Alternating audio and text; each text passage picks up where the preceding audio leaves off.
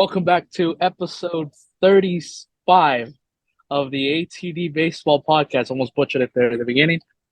Uh, Myself and Kyle today, live outside again from Dodger Stadium. We'll touch on it right now, but a huge series, Dodgers and Braves this weekend. Braves won the first game last night. We'll touch on it a little bit. But before we do that, Kyle, how you doing today? I don't know how to answer that question, man. I really don't. But I'm okay. How about you? Doing great. I mean, Dodgers lost yesterday. They were down 7-1, and they almost came back and won it in the ninth inning. They had the game-winning run on first base, but sometimes you can't get the big hit. What can you do? But three more games will be okay. Mookie Betts is the MVP. Sorry, Braves fans. I know they were really not happy with that yesterday, but it's true. I don't know what Mookie has to do. Yeah, man. I mean, you got an argument there for sure. Yeah. So the topics we're going to be discussing today, as I mentioned at the top, Dodgers Braves, huge series here at Dodger Stadium this weekend. They played game one last night. Uh, yeah, I'll get a little bit. We'll touch on it, get more of my reaction from yesterday, and we'll both preview it. The three games this weekend. Second topic I want to talk about. I'm glad Kyle's here because I know he wants to talk about it. Big day for the Yankees. Josh Donaldson finally got DFA'd, and then which he got picked up right away, but that's not the point. But as he said before we press recorded, a new era according to Kyle in the Bronx. Jason Dominguez finally gets called up. So we'll see about that. And lastly, uh, waivers, Guardians going all in. Really, the state of Ohio going all in waivers with the Reds. They were able to get a couple moves, and then the Guardians just completely going all in, and I'm good for them. Mhm. So I guess just to kick it off, as I mentioned, Dodgers Braves, huge series here at Dodger Stadium. Now, let me start by saying this: the Braves are a really good team, and they showed that last night. It was history here at Dodger Stadium. Ronald Acuna Jr. Not only did he hit a grand slam, he hit like a freaking moonshot, like it was halfway up the pavilion here. Um, Not only was it a grand slam, and not only did it put the Braves up 5-1 at the time, but he became the first player in Major League history to have 30 home runs and 60 stolen bases in the same season. Pretty impressive. Pretty impressive. On the other side, Mookie Betts hit his 250th career home run of his career here at Dodger Stadium. So history all around last night. It was a great game. Dodgers did lose. I know I'm making it seem like we won yesterday, but we didn't. Um, Back and forth. It was a tremendous game. Mookie Betts, two home runs. Ronald Acuna stole a couple more bases. Just Mookie Betts and Ronald Acuna Jr. are your two MVP front runners right now. Honestly, it's a flip of a coin. Well, maybe not some people, but for most people, it's a flip of a coin. You can go either way. But uh, did you get to see any of the game last night, Kyle, or highlights or something? But or just you're an outsider. Obviously, I have my team, so I'm gonna go one way. But what Yeah, was your reaction to that game last night? yeah, no, I mean, it was exciting, man. I mean, I was able to tune in on some exciting baseball for once. I mean, I've told you and Matt that I have not been watching too many Yankee games as of late. So it was nice to see these two powerhouses go out it. Oh my gosh, I can't speak today. Go out it. So for these two, right? This could be an NLCS preview here. NLDS, whatever it is. So getting this look at both these teams right now, I think that's a big thing for both of these squads. I'm not going to count out Matt's Phillies, so don't worry there. But no, I mean it was exciting, man. I mean, watching that history, of course Acuna, but I'm not gonna discredit Mookie Betts here. I mean, he's having a phenomenal season, and like you said, I think it's a lot closer than what people are making it out to be.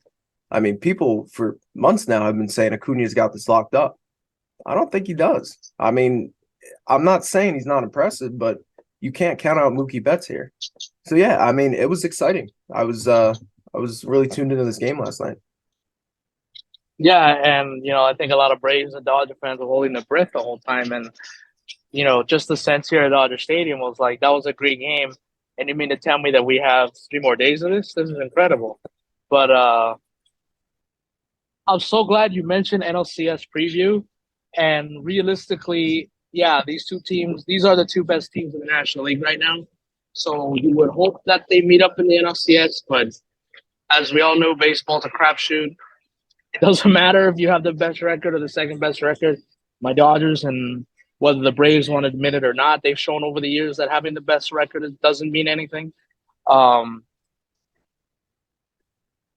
I want to put my fingerprint on it now because it's September 1st, and game one of the NLCS is not until October 16th. Last year in the postseason, at least in the National League, it was the year of the upset. Padres upset the Mets. Padres upset the Dodgers. Phillies upset the Braves, and you can make an argument, they honestly upset the Cardinals too. Mm-hmm. You're not always going to get that every year. I really believe this year we're going to finally get Dodgers Braves at least us fans here in LA have wanted for a while. At least it guarantees that we're going to the next round, which is nice. I want to hear that. But I want to be the first on it. I really think that these two teams are going to meet up in the postseason this year for a chance to go to the World Series. I hope I just didn't put my foot in my mouth. I mean, it's not unrealistic, man. It's really not. But like I said, as an outsider, I learned my lesson last year. I had the Phillies getting knocked out the first round. So baseball is a crazy sport. Anything can happen. I will say though, I think I believe it was Trevor Plouffe who had said this on Talking Baseball this morning. I do believe that the Phillies have the best clubhouse chemistry out of any team. And that right there can take it just that step further of what they need. So, I mean, if I were to put a prediction out there, I think it's going to be Dodgers Braves. But like I said, I'm not familiar with these teams, so I'm not going to sit here and say like that's for sure thing. But yeah, I mean, if I had to give my guess right now, that's what I'm going to. Yeah. Again, I hope I'm right because like I said, we've seen things like happen. We've wanted matchups in the past and we don't get them. Hopefully this will change. But just to kind of preview the weekend a little bit, Julio Urias, Spencer Strider tonight. That'll be a good matchup. Damn. And who's pitching Saturday? Let me pull it up. Saturday it'll be Edler and TBD. Then Sunday it'll be Miller and Morton. So, and I mentioned this. I mentioned this to people here, and I've mentioned this. I think to Matt offline. I don't know. The thing that I really like about this series is that both the Dodgers and the Braves are showing their cards. They're throwing their best guys out there. Spencer Strider went last night. Lance Lynn, who, yeah, granted, he's not the best pitcher on this team, but he's probably going to get a start in the postseason, whether we like it or not.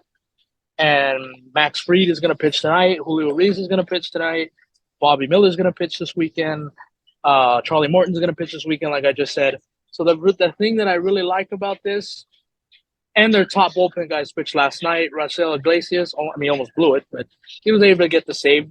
But the thing that I most like about this series is that, one, it's late in September, which is I like because these teams have been on a roll coming into this series, and that these teams are not going to be afraid to show their full cards. They might not show everything, but they're going to show most of it, and I really like that. Yeah, no, that's a great point. I mean, both of these teams, they have a chance to meet in a very important series this October. So because of that, these teams getting a chance to look at the best that, the other side has to offer, I think that's a big thing. And it could very well be a momentum shifter later on down the road. I'm going to put you on the spot because I have my answer, so it's too easy. Mm-hmm. In your eyes, as an outsider, yeah, who's the MVP favorite right now, Mookie Betts or Ronald Acuna Jr.? Oh, man. You could say Acuna. It's fine. You're not going to make me mad. But I want to know what an outsider thinks. Damn. Man, you really did put me on the spot. I mean, personally, I think I'm gonna get a lot of shit for it. Not from you, but I'm going Mookie only because I That feel is the correct answer. No, I I only feel this way because Mookie is so damn consistent, and I love that.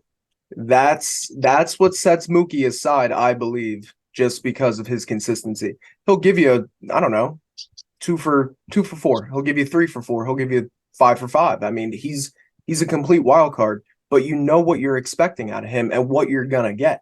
No matter what, his game is fully, fully like just developed.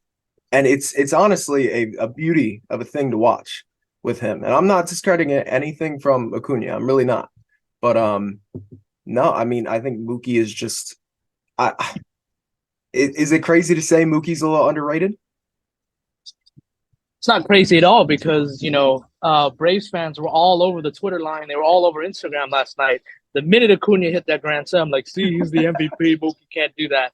And then Mookie follows up and hits 2 home runs. And then, Braves fans are like, oh, well, he didn't hit a grand slam. And, oh, he stole 2 more bases, which I'm not taking this credit away from Ronald Acuna for the No. 60 stolen bases because it is impressive as hell. But how ironic is it that the 1 year he has the most stolen bases in a year when the pitch clock is in play, the bases are bigger, and you can't throw back a million times anymore? I'm just saying. Now, listen, Braves fans and baseball fans are going to argue, well, that's not an issue. Ronald Acuna is taking advantage of it, and he should. I'm not saying he shouldn't. I'm not saying he's cheating or anything, Mm-hmm. but Mookie Betts has also played multiple positions this season because of we haven't had that much depth in our infielders like we've had in the past. So Mookie Betts has been playing second base and he's been playing shortstop along with consistently playing Gold Glove in the outfield in right field.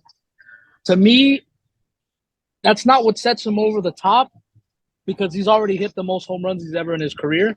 But it certainly does give him a better case is that he's performing at a high level while playing multiple positions.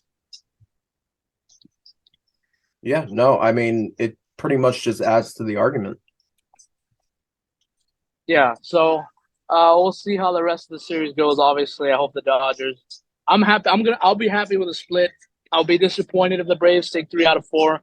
Believe me, I'll be ecstatic if the Dodgers take 3 out of 4 this weekend. But these two teams are so damn good. I would be completely fine with a split. But just to kind of keep it moving it here. Now we're probably gonna get into your favorite part of this episode. So I'm just gonna take it. I'm gonna have you take it away. If you haven't heard, Donaldson got DFA'd the other day, and when the roster expanded today, Jason Dominguez is now on. Kyle, I'm done talking. This is all you, man, about your Yankees. All right, so first thing, Josh Donaldson being gone, I think that was best. I mean, long overdue. Should have happened at the beginning of this season. But anyway, another part, Harrison Bader was claimed off waivers by the Reds today. I'm sorry, yesterday I believe that was. That hurt. It did, but it was for the better because it then blossomed into Jason Dominguez being our everyday center fielder now. So pretty much this season has been one hell of a roller coaster for me and all Yankee fans. I mean, I just if you would have told me this is the beginning of the season that this is where the Yankees would be, I would have told you you're absolutely insane. So for this to happen, um, I honestly think it's a blessing in disguise, a little bit, because I've been completely out of Yankees baseball for about 2-3 weeks now. They've just disappointed me so much. My expectations for them were up here. Obviously, they're in the freaking basement at this point. But they are taking advantage of what's going on right now. And that's what I love. And what I have not seen from the Yankees in years. There's a little bit of sense of urgency here. I love that. I love seeing it for once. Hal Steinbrenner made some comments about maybe getting a third party in here to look over the analytics department because obviously whatever the hell they got now is not working. But I think it's a blessing in disguise the way this season has gone because I'm just gonna read you the Yankees lineup for tonight's game that Jason Dominguez and Austin Wells will be making their MLB debuts. Um, DJ LeMahieu, Aaron Judge, Anthony Volpe, Giancarlo Stanton, Jason Dominguez, Isaiah Kiner-Falefa, Austin Wells, Everson Pereira, and Oswald Peraza. This is one of the youngest lineups that we have seen in years. There's 5 youngsters in this lineup tonight. That's insane. But like I said, this is pretty much extended spring training for the Yankees right now. So being able to see Jason Dominguez and Austin Wells make their MLB debuts tonight, I think it's what the Yankee fans have been calling for. But I can guarantee you that if this season had gone as expected, Jason Dominguez and Austin Wells would still be in the minors. I don't even know if Dominguez would have made it to AAA yet. That's the harsh reality of it. But like I said, maybe it's a blessing in disguise. We don't know. But I'm excited for it, obviously. There's obviously a new era in the Bronx. I think insane of me saying this right now. But just a little crazy. Yeah, and excuse me. Um, at the trade deadline, the other team in New York, the Mets, they did this not first, but in a different way. They were able to sell off all their pieces. They traded away Verlander, they traded away Scherzer, they got rid of all these guys to bring in young talent. And then, correct me if I'm wrong, but I don't think the Yankee fan was too thrilled with kind of. I mean, they really didn't do anything at the trade deadline, but Nope. um, they didn't. They just stayed put. They didn't get better. They didn't get worse. Correct. But it's nice to see, and you just mentioned it. It's nice to see that the Yankees are going in a direction and they're sticking by it at least for the time being. Yep. I know that's probably got to feel good just for any team. At least you kind of know now, which the Met fan kind of didn't know for a couple of days what they were doing a couple months ago. I don't think the Yankee fan really knew what was going on either, and now they kind of do. So that's cool. Yeah, no, you're 100% right. For years this team has not figured out what they wanted to do. And I think the way this season has gone, I think it pissed off Hal Steinbrenner. And that emotion from him has not been seen for years. Us Yankee fans have been begging him to choose a direction and stick by it. And don't let Brian Cashman run this team. You own the New York Yankees here. Do something. And I think this season being in 5th place, over 10 games back of a freaking wild card spot, you're damn near 20 games back of your division. So because of this, I think it finally hit Hal Steinbrenner in that area where he doesn't want to be hit, and he's not used to it. He doesn't know what the hell to do. But I'm glad that he's finally picking a direction.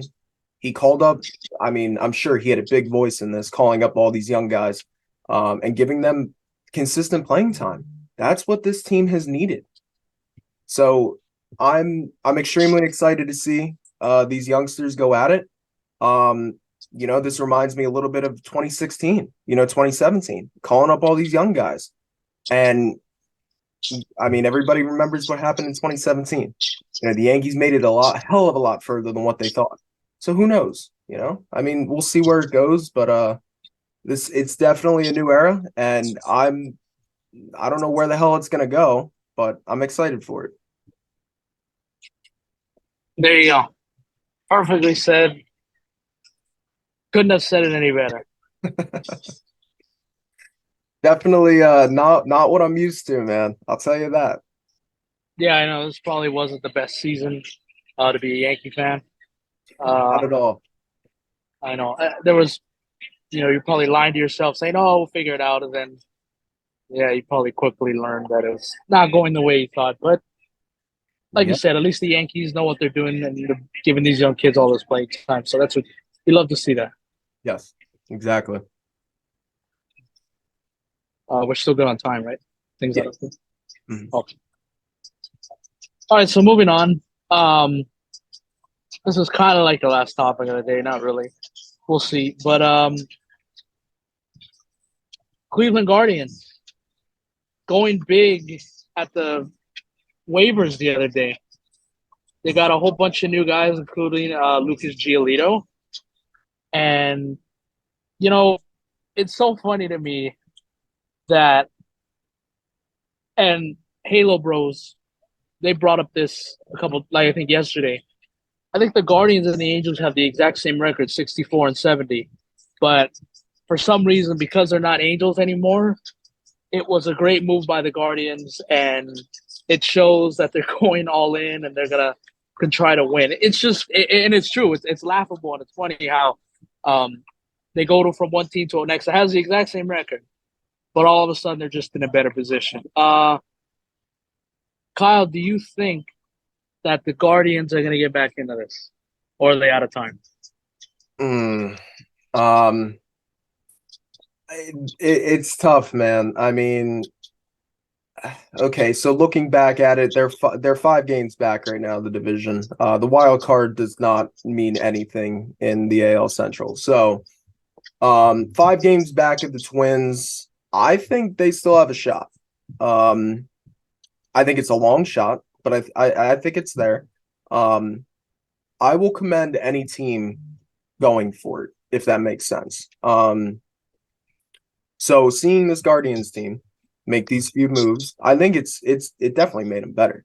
Um, I still think they have a shot, but it's going to be a long one.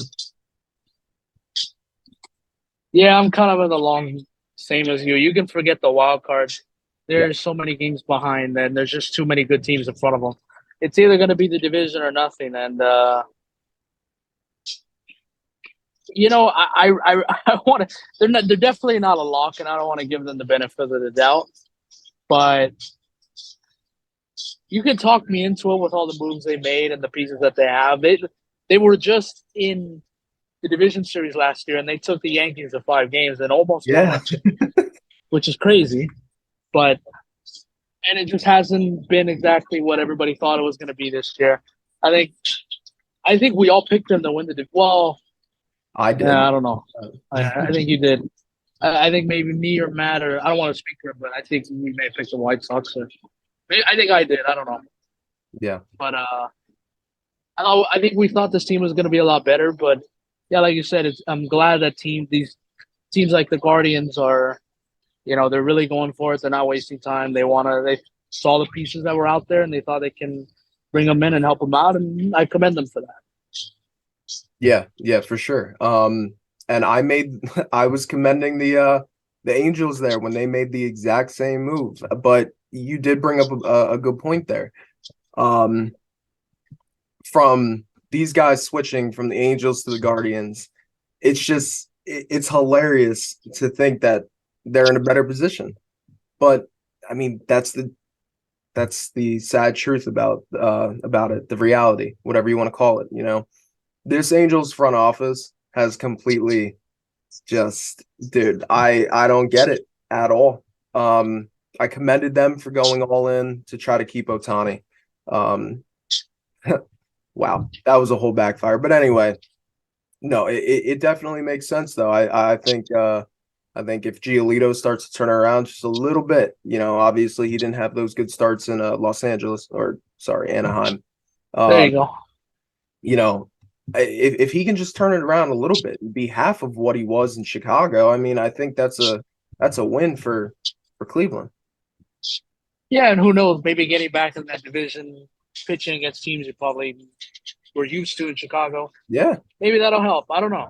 Man, I don't know exactly what the schedule looks like, but maybe going back to the Central will bring some life back to Giolito. And it would honestly it would be horrible and terrible for the Angel fans if he was shit for them for a whole month and then he goes back to and then he goes to Cleveland and then he just starts shoving again and becoming pretty much like their ace kind of.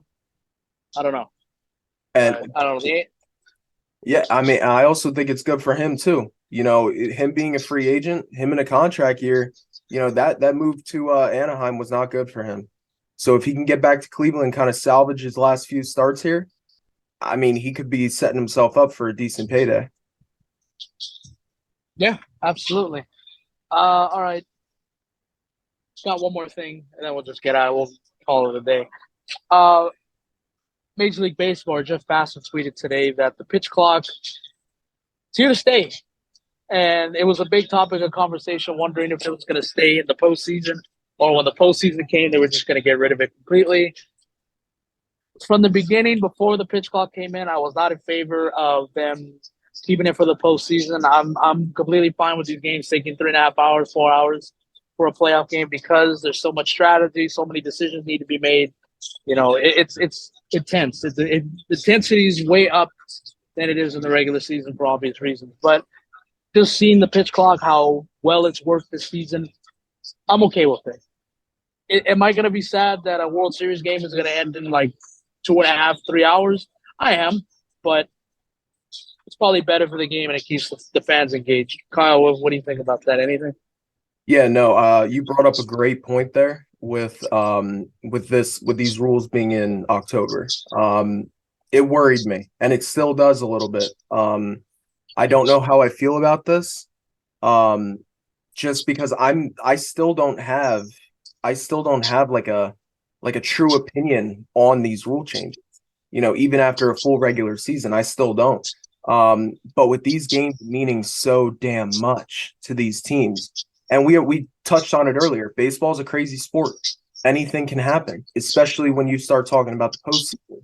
So for me, I need to see it in action to get a full opinion on it. But I am going to be pissed if this pitch clock violation ends a game. I don't know if that's going to be a good move for Major League Baseball. Because if it ends, I don't know, let's say game 5 of a World Series where it turns back to the other city. I mean, that could make or break the entire World Series. And ending on a pitch clock in a game that important, I don't know. We're gonna have to see how it goes, but so far I really haven't had that big of an issue with it this season. These rule changes, but that could very easily change for the better or the worse come October. Yeah, we'll see what happens. Yeah, you're absolutely right. And it would be the topic of the World Series if a game ended on a pitch clock violation. Like, forget about who won the game, who Yeah. ended up winning the series. The pitch clock ended. Having the game ending on a pitch clock violation would be the talk of the World Series, and I don't think that's what Major League Baseball wants to be in the news for right now. No. Anything bad, I think they just want the sport to thrive and be in just for good stuff. But I don't think we've seen a game end on a pitch clock violation this season. I could be wrong, but I don't think we have.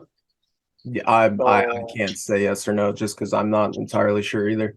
Um, but yeah, it's gonna be interesting. Obviously, I'm not, gonna have any personal feelings towards this October. But I'll still be watching. I'm still gonna looking at these other teams. I'm gonna be a Dodger and Philly fan for you and Matt. But thank you. We you appreciate know, that.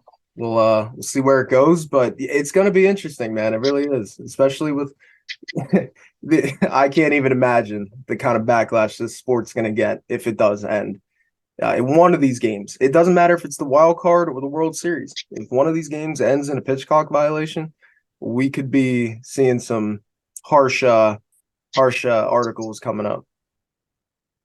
Yeah. Kyle, you got anything else before we get out of here?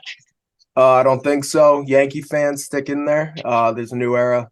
We're gonna be just okay. We just gotta push through this here. Rough times, but we'll be all right at the end. That's all. Yeah, and just one more quick thing. Dodgers just continue to do your thing. They're going to win the NL West again for the 10th time in 11 years. So happy about that. Tonight, special night at Dodger Stadium. Not only is it Braves Dodgers tonight, but it'll be a sellout because it's Lakers night. And not every fan is getting this tonight because you had to get a special ticket. But they're giving away a Kobe Bryant Dodgers Lakers jersey. It has 8 on the back. It has 8 on the front and 24 on the back. It's going to be really cool. His daughter's going to be throwing out the first pitch tonight. So it'll be a special day here at Dodger Stadium. Just shout out to the Bryant family. and I hope they're here and I hope they have a great time because we still miss COVID. For sure, man. And For sure. yeah, so it's good thing that my two favorite teams in the whole world, the Lakers and the Dodgers, are coming together tonight. It's beautiful to see. That's great, man. Let's hope for a Dodger W tonight. I'll be with you, man. Yes, yes. All right, episode 35 in the books. We'll see you next week. Adios. Later.